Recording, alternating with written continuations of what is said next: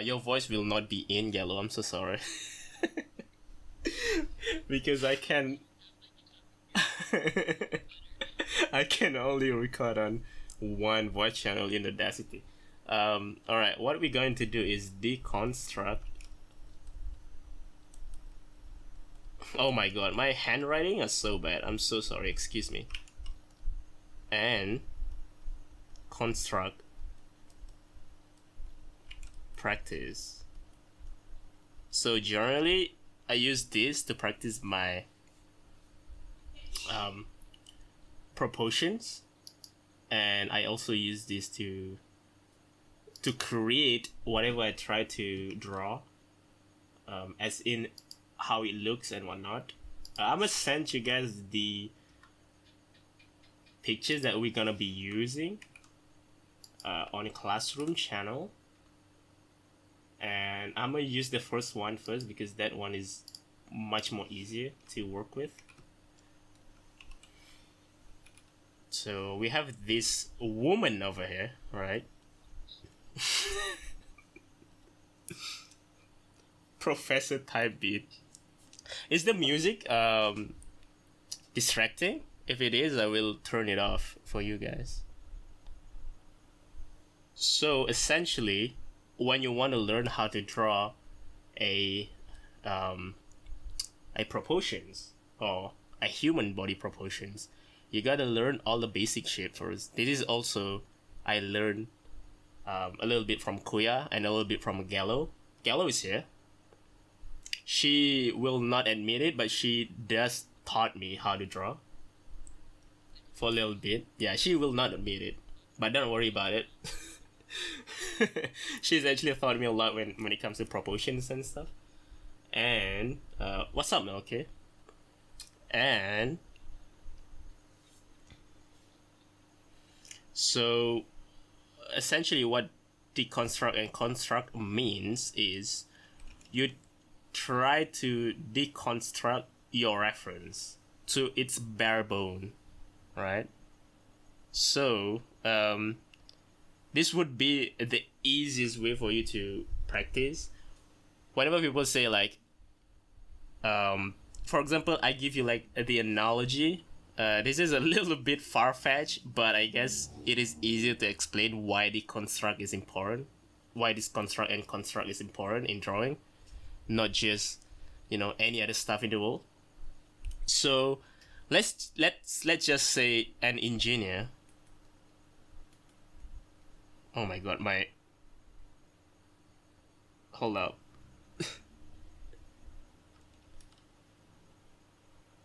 I need to recalibrate my pen. It's so far off.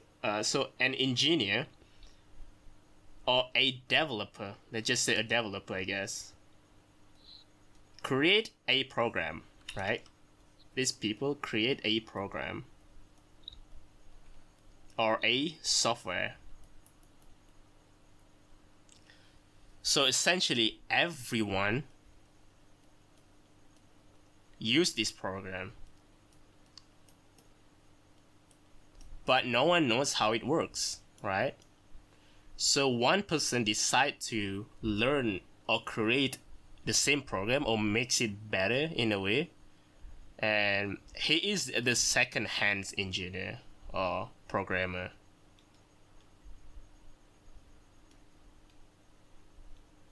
So this guy over here, this one little guy, try to create the same program, but on its own style, quote unquote. It's just like artists. Like whenever you draw, you have reference. You have a model, photograph, and all that kind of stuff as your reference, and then you try to recreate those in your own style. So it's the same thing. So what this engineer or programmer would do, they will deconstruct engineering, deconstruction engineer. I don't know how to pronounce, how to like say that word. Reverse engineering. Yeah, this guy will actually reverse engineer the program, right? essentially the same meaning as deconstruction. So he will try to reverse engineer, he will try to read the codes backward. And he will try to see the outcomes. How do this programmer over here get that outcome by his layers and layers of codings. And then when he deconstruct everything, when he know the original flow of the coding, when he know like what the first engineer did, he will try to reconstruct that reverse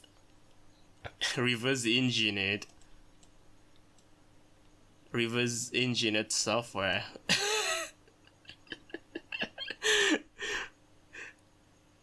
Shit.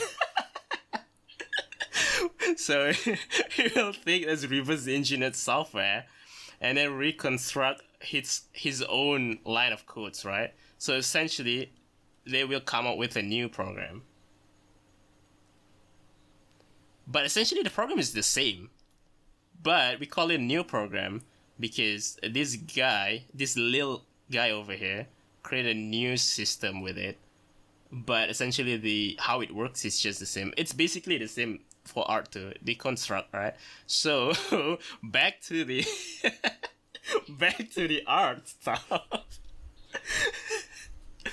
What we're gonna do, we're actually going to deconstruct this model over here, right? So essentially, you want to strip this model, the shape of this model to its bare bone. You want to create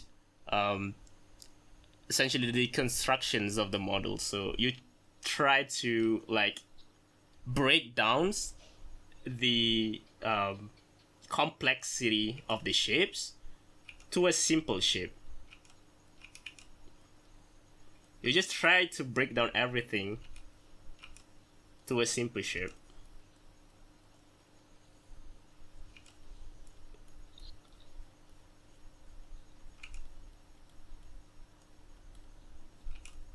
Don't worry about like how the curve works and whatnot. Try to, as best as you can, try to make it as simple as you can.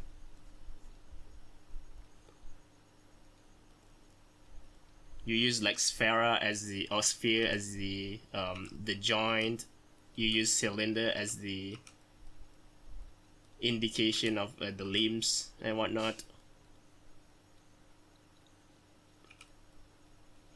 And then you use like block to mimic the legs and all that kind of stuff. Essentially, you try to simplify the shape as much as you can.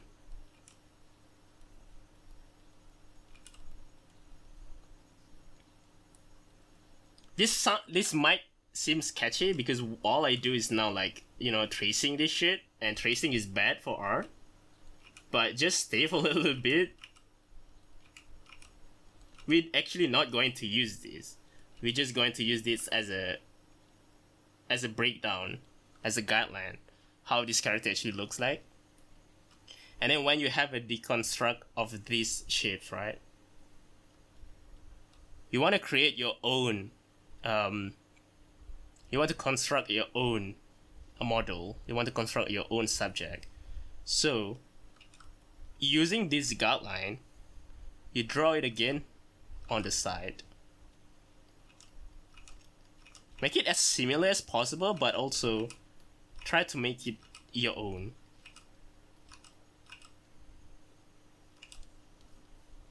And try to keep those proportions intact, because oftentimes when people actually do this, one thing that not a good practice is like people go overboard with the proportion size and whatnot. So at the end, the drawing just looks weird.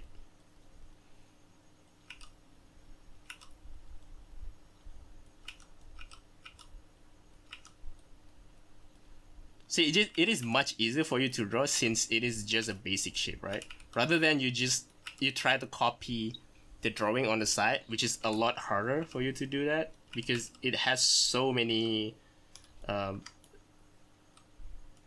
so many weird depth, weird flags to it.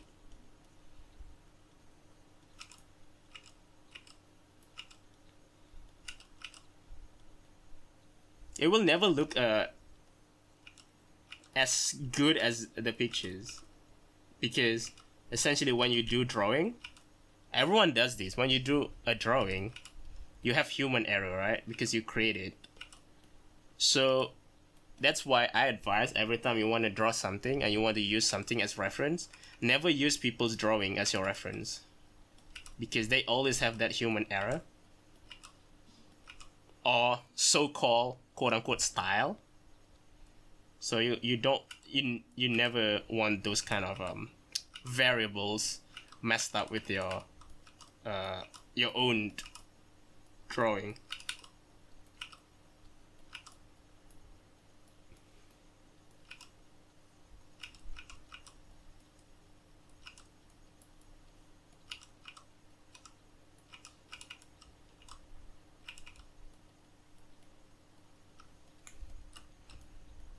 There, now you get like it's probably a little bit too big, but essentially, if you can keep the proportions intact, even though you draw a little bit too big, the proportion is pretty much the same as the reference that you just quote unquote trace. So this is the deconstruct process. You construct a very very you deconstruct a very very complex shapes that this model have to its very bare bone, right? Very basic shape. You just use cylinders, sphere, and that's pretty much it, like box or cuboid and all that kind of shit. And then when you finally come to actually construct the model that you have, you can use the thing that the drawing that you have just done, put in a like different colors or like a little bit lower opacity, and then use that as a guideline for you to create more dynamic lines of the character. Now it will be much easier for you to copy the drawing from your reference because you have all this guideline, so you don't have to worry about your proportions anymore because your proportion is pretty much okay-ish. The problem about people not doing deconstruct when they do drawing like this is when they just use some reference and they just just draw everything on top of that. Most of the time the proportion is not going to be correct because most of the time when you do drawings and stuff, especially digitally, you have the ability to zoom in and zoom out, right? So the more you zoom in, the less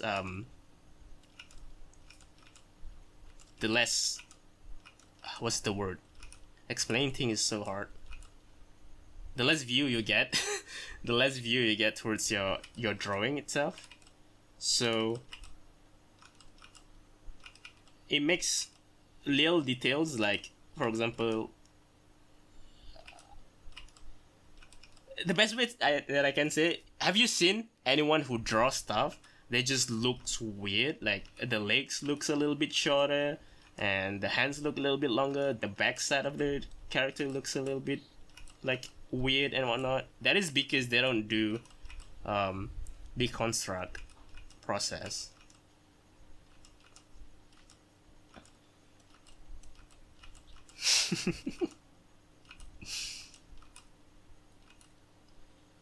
Does it mean it will look different but will look still look realistic? It will look different in the when it comes to like it's like those beams, right? Copy your friend's work but make it a little bit different. So it's essentially will look like that. It will look the same but it's a little bit different because essentially you have your human error there and also you have a style, your own style whenever you draw stuff, right? But overall, you essentially in this process, the one thing that you want to avoid is to explaining things. Oh my god. The one thing that you really want to avoid is like getting the proportion wrong. Yeah, that's it. And this kind of process will ensure that you will avoid that.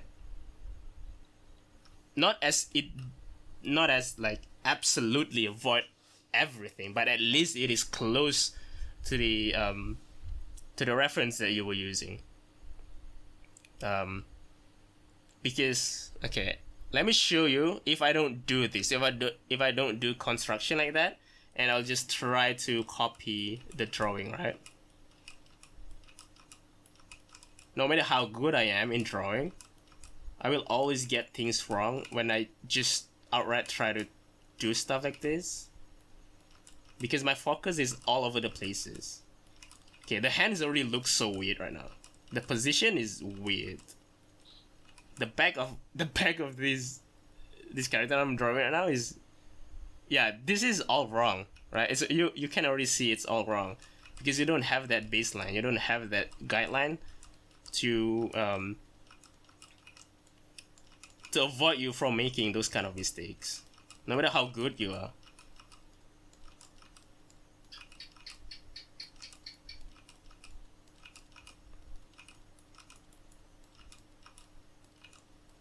Unless you Kim Jong-gi, obviously.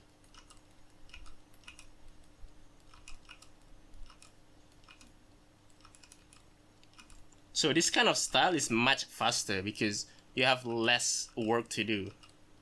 But everything is just wrong. I'm not trying to make this bad or anything like that. I actually try my best to make it look as the same as possible, but it's just not possible for you to have a good proportion when you don't really pay attention on the overall drawing. Look at that. Look at how bad this is.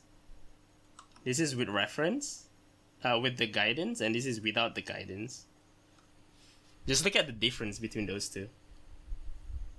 This take twice as much time as this one, but this looks 10,000 better than this one.